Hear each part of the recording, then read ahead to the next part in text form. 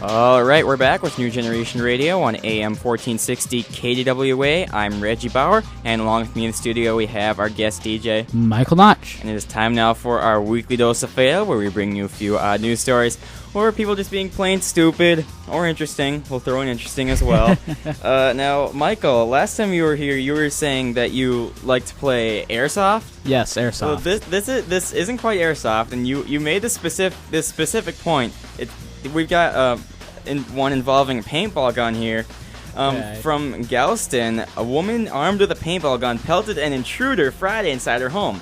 Galveston police arrived and found the accused burglar inside, covered in yellow paint. Elvis Alexander, 53, was charged with burglary of a habitation with intent to commit theft, said the Lieutenant Michael Gray. Police took Alexander to the Galveston County Jail, and he remained in the building Friday afternoon on a $40,000 bond. Carrie King, 34, called police about 10:30 a.m., saying she was hiding from an intruder inside her home in the 11th block of 36th Street, whatever, nobody knows where that is. An officer arrived, heard yelling, and went inside. He heard her firing the paintball gun and the sound of the impacts of the paintballs, Gray said.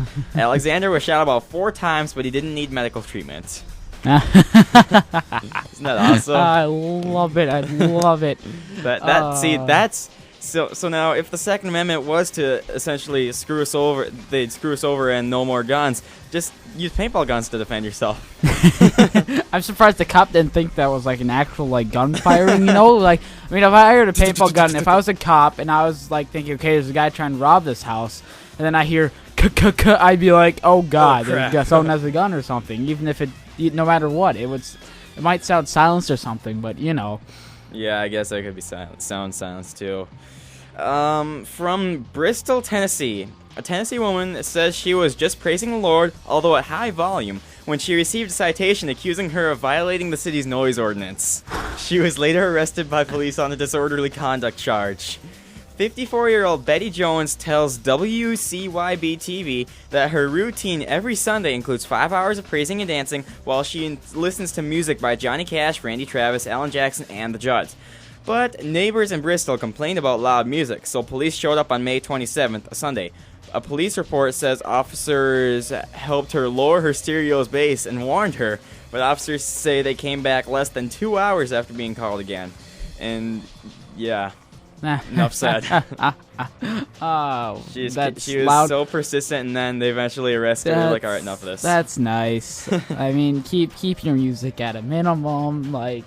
But yeah. really, it's different if you live out in the country, like I used to. Like I live out in the country, and it's like you could like have speakers outside, crank them all the way up. No one would care because the closest person's like a football field away from you. So. Yeah, that was one of the positives about living out in the country.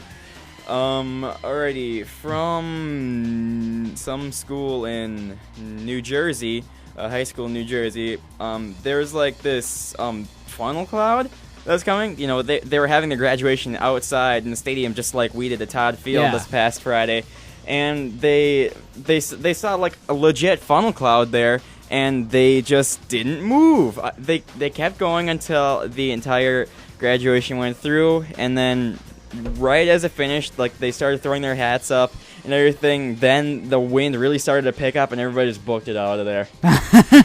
Everyone's like, "We will graduate, and the tornado will not stop us. Let's do this." There's something to be said there about being strong-willed and persistent if you're standing up to Mother Nature like that. Yeah, especially a tornado. Yeah, I have yet to see one of those in real life. I want to. Like, I think I might have once in 7th grade when I was living up in the Far Moorhead area, but I'm not sure if that was real though, because I never heard anything about it being confirmed or something. But whatever. From West Simsbury, Connecticut, firefighters. Okay, this is probably the better high school prank than the ones I've told about in the past previous weeks. Firefighters were called to a Connecticut high school for a goat removal. Authorities say firefighters rescued 4 goats from an overhang above the entrance to Simsbury High School on Wednesday morning. They say the goats may have been placed there as a senior prank. Principal Neil Sullivan says the goats were discovered by a custodian at about 5:30 a.m. No injuries were reported. After being taken down, the pygmy goats were brought to a farm in West Simsbury. Officials are trying to find their rightful owner. Sullivan says school officials are working with police to discover who put the goats on the overhang, but they don't want to overreact to the incident. No, that's great. That's awesome. That's awesome. Win. Goats. That's one of the wins. Alrighty, we got one more today. This one comes to us from Stafford, Virginia. Got milk? How about 26 gallons of it? One man did, at least for a little while, and that man was dressed up in a cow costume. In the category of you can't make this stuff up if you tried, the 18-year-old crawled into a Stafford, Virginia Walmart on all fours. After standing, he loaded about $92 worth of milk into a shopping cart and simply rolled the cart out without paying. Police have confirmed. He then attempted to give the milk away outside the store and tried to flee the scene by skipping away, police said. Jonathan Payton, 18, of North Stafford, Virginia, was given a summons and released at the scene. I think Walmart needs to beef up their security. Yeah, if I worked at Walmart and I saw a guy just walk straight past me with a cart of milk, I'd probably be like, "What? What are you doing, miss?" And then I'd probably think, "What?" And then I'd walk up to him and be like, "Sir, are you okay?" Because he's just like walking out. And if he refused, I'd just kind of grab the shopping cart and try to pull it back around. Was he like drunk or on drugs? No, he was completely sober. And just when you thought you've heard everything. Oh my God, that's nice. And then what I find really ironic is that they found him they found and arrested him at a McDonald's.